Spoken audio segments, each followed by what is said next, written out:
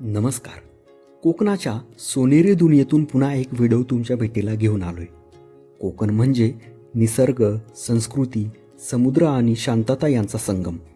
मागच्या व्हिडिओमध्ये आपण बघितला होता कोकणातील सुप्रसिद्ध असा कासव महोत्सव. या व्हिडिओच्या माध्यमातून आपण कोकणातील एक पारंपरिक संस्कृतीची ओळख करून घेणार आहोत. मालवणच्या समुद्रकिनारी मला हा सोहळा पाहावयास मिळाला आणि मी भारावून गेलो. कोकणी माणसाला सह्याद्रीच्या उंच कड्यांचे जेवढे आकर्षण आहे तेवढाच ओढा सागराच्या उत्तुंग लाटांचा. त्याच लाटांच्या धीर गंभीरतेसारखी आणि वाळूच्या मुलायम माणुसकीसारखी ही रापण संस्कृती. रापण हा कोकण किनारपट्टीच्या सागरी संस्कृतीचा एक जिता जागता इतिहास. कोणत्याही समाजाला आपल्या प्रगतीची कारणे, अधोगतीची कारणे, आपली संस्कृती, आपला वारसा, आपल्या परंपरा माहीत असणे आवश्यक असते. या रापण संस्कृतीला कोकणच्या सामाजिक आणि सांस्कृतिक जडणघडणीचे फार मोलाचे स्थान आहे. रापण संस्कृती म्हणजे भारतीय संस्कृतीचे छोटे रूप. ही संस्कृती आज कोकण किनारपट्टीवरूनही अस्तंगत होत चालली आहे. म्हणूनच तिचा अभ्यास होणे ही काळाची गरज आहे.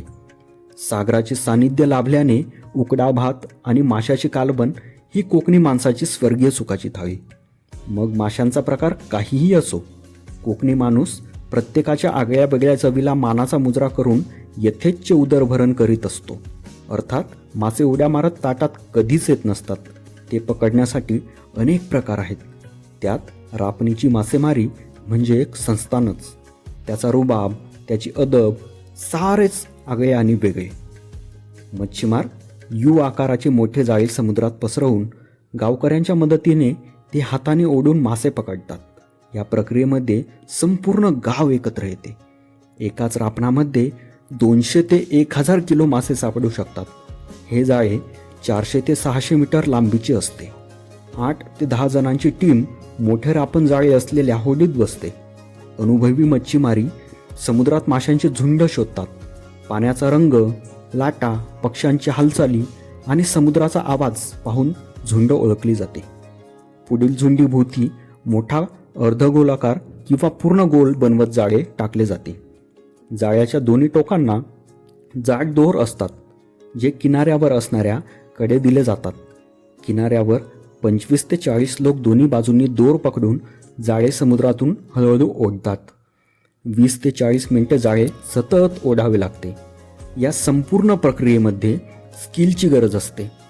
झुंड पकडणे, जाळे व्यवस्थित टाकणे हे अनुभवांवर अवलंबून असते. लोक ओव्या गाणी म्हणत जाळे ओढतात. यामुळे उत्साही वातावरण तयार होते. मिळालेल्या माशांची सगळ्यात आधी जाळे ओढणाऱ्यात हिस्सेवाट होते. नंतर उरलेले मासे विक्रीसाठी जातात. अलीकडे रापणीची ही संस्कृती कोकणाच्या किनारपट्टीवरून अस्तंगत होत आहे.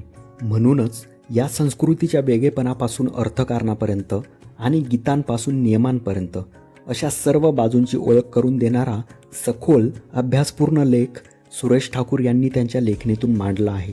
तो अवश्य वाचा. अशी ही रापण नावाची संस्कृती केवळ कोकण किनारपट्टीलाच नाही तर सर्व मानवजातीला बंधुभावाची, समतेची, सलोख्याची शिकवण देणारी संस्कृती आहे. हिंदू, मुस्लिम, ख्रिश्चन धर्माचे लोक किनारपट्टीवर एका तालात, एका सुरात एलांबे हैलयल्ला करायची ती संस्कृती आता किनारपट्टीवरून पूर्ण अस्तंगत झाली आहे.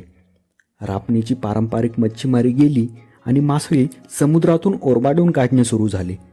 सारा समुद्र किनारा शांत झाला.